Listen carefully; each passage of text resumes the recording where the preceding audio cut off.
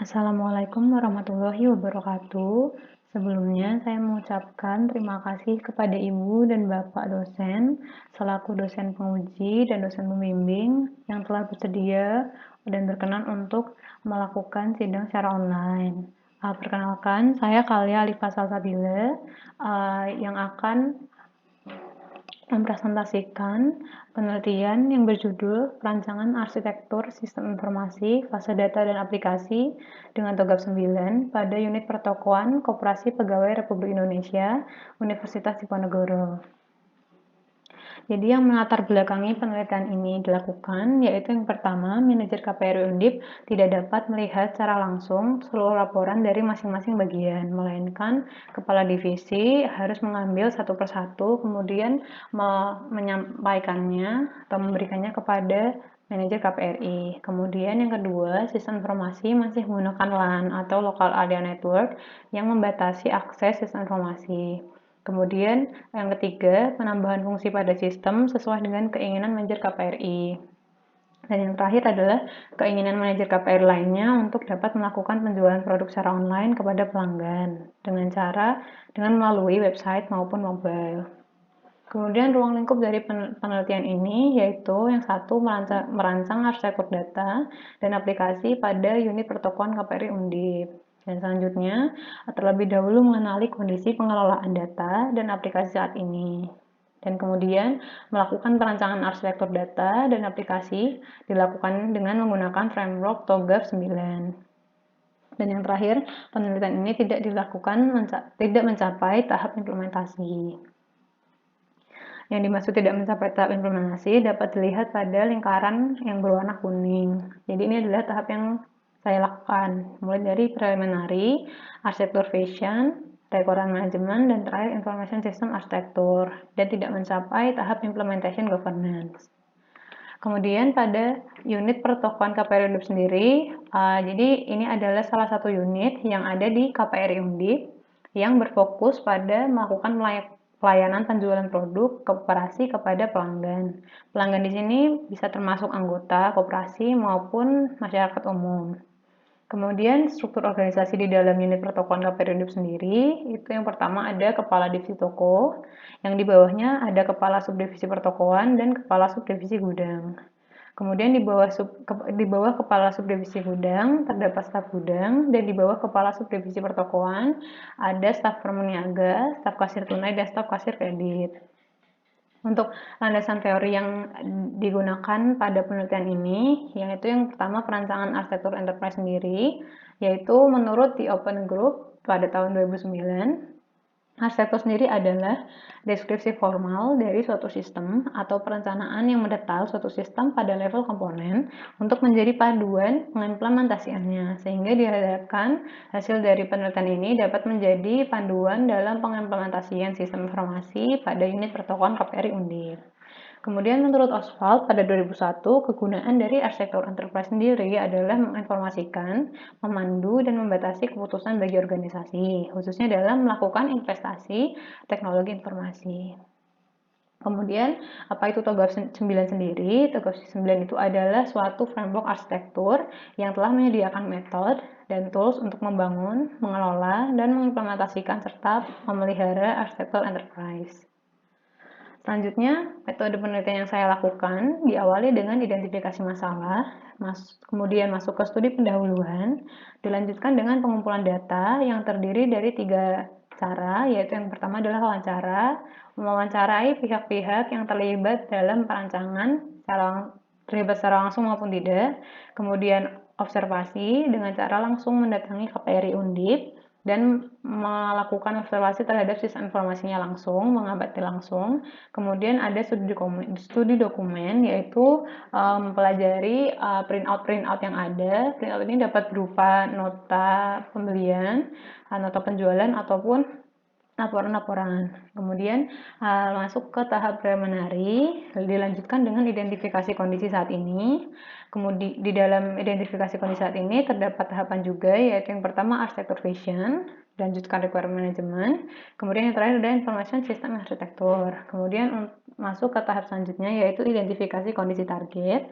Di identifikasi kondisi target juga terdapat tahap-tahap, yaitu pertama identifikasi target arsitektur, kemudian analisis gap, dan ada requirement management.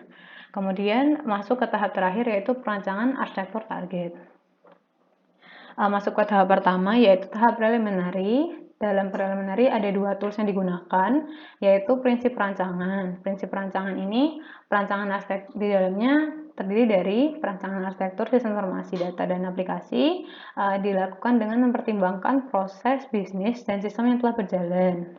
Kemudian sistem yang terintegrasi, selanjutnya sistem informasi berbasis online, kemudian data yang ada pada sistem konsisten, dan adanya autentifikasi penggunaan multilevel.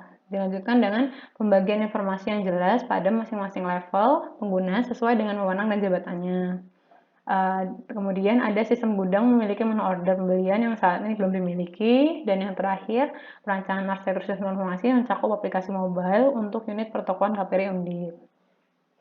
Kemudian tools yang kedua yaitu ada tools 5W1H, di mana ini dijabarkan. Yang pertama, apa yang dilakukan yaitu membuat rancangan arsitektur sistem informasi yang terdiri dari arsitektur data dan aplikasi.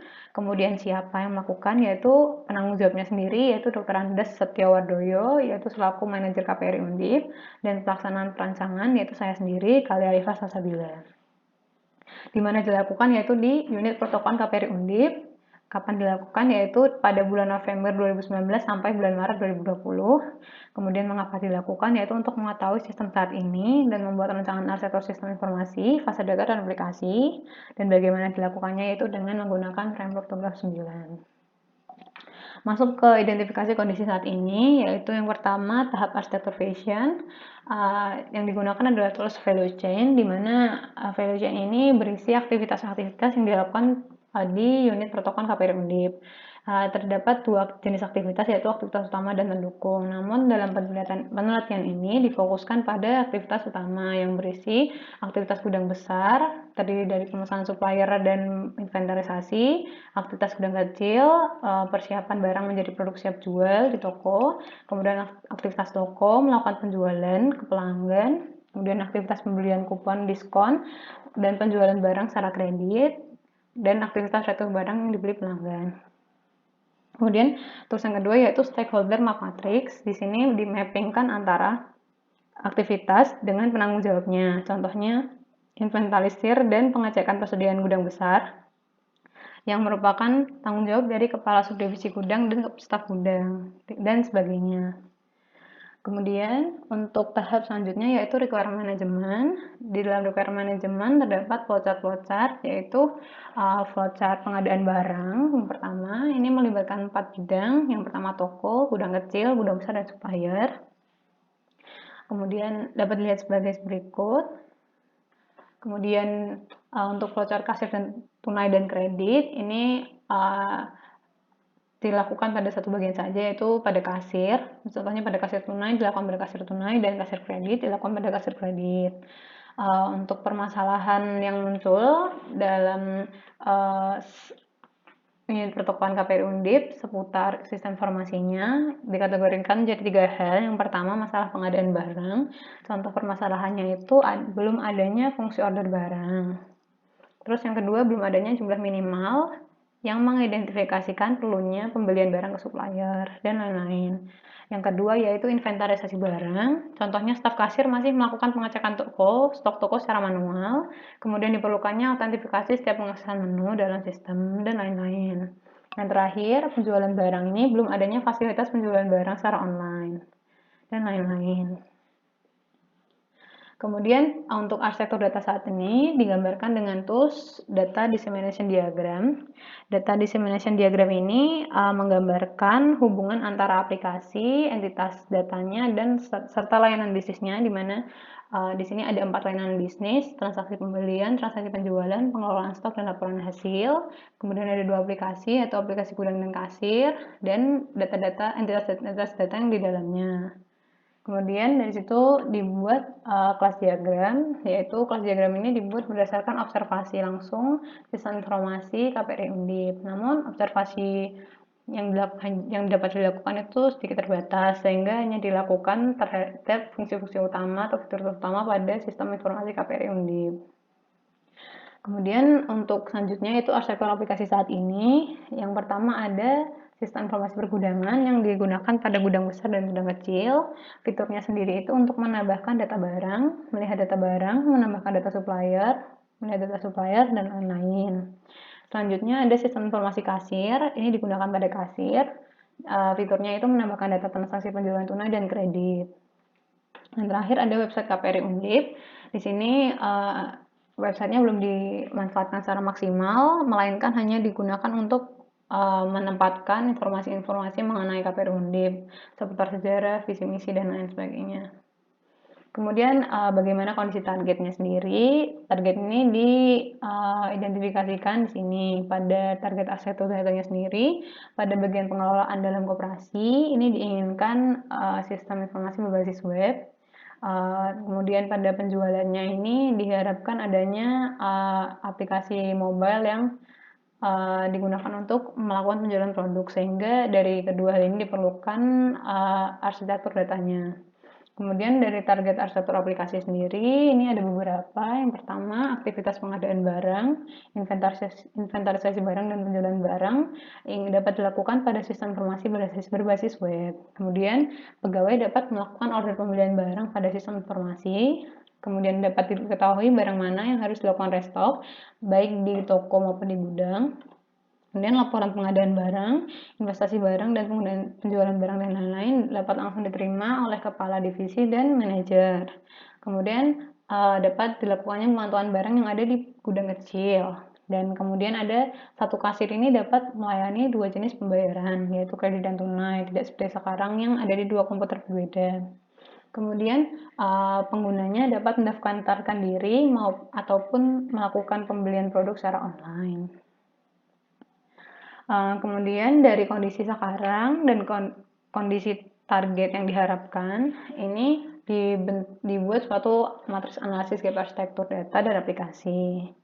Di sini ada keterangan bahwa kotak biru berarti diubah atau replace, hijau dipertahankan atau retain, kuning ditambahkan atau add, dan merah dihilangkan atau remove. Untuk arsitektur data, di sini yang diubah yaitu ada entitas data pegawai, transaksi beli, barang, stok, transaksi jual, transaksi kredit, transaksi tunai, anggota, dan laporan. Untuk yang dipertahankan itu ada retur beli, supplier, departemen barang, anggota, dan retur jual. Dan untuk yang ditambahkan ada 4 entitas, yaitu order beli, user, kupon, dan checkout. Dan untuk yang dihilangkan sendiri ada entitas data detail beli.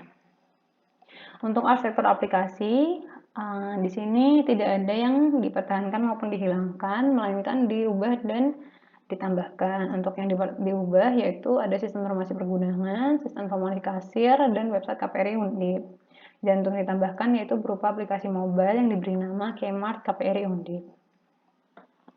Kemudian masuk ke tahap requirement management. Untuk flowchart yang sebelumnya, flowchart pengadaan dan flowchart transaksi kasir, tunai, dan kredit ini tidak ada perubahan alur, melainkan pada flowchart transaksi tunai dan kredit ini dilakukan pada satu komputer, sehingga dapat melakukan dua jenis secara langsung namun tidak berubah alurnya. Jadi di sini ditambahkan flowchart transaksi online seperti berikut. Kemudian perancangan arsitektur data sendiri, di sini yang berbeda adalah penambahan layanan bisnis, yaitu order pembelian dan transaksi online, serta penambahan entitas-entitas data lainnya, serta ditambahkannya aplikasi Kmart KPRI Undip. Kmart di sini berupa website dan mobile, serta dirancang kelas diagram. Berbeda dengan kondisi saat ini, untuk kondisi target dirancang lengkap bersama dengan boundary dan kontrolnya, sehingga kelas diagram dapat lengkap. Kemudian beberapa hasil perancangan arsitektur aplikasi. Di sini contohnya pada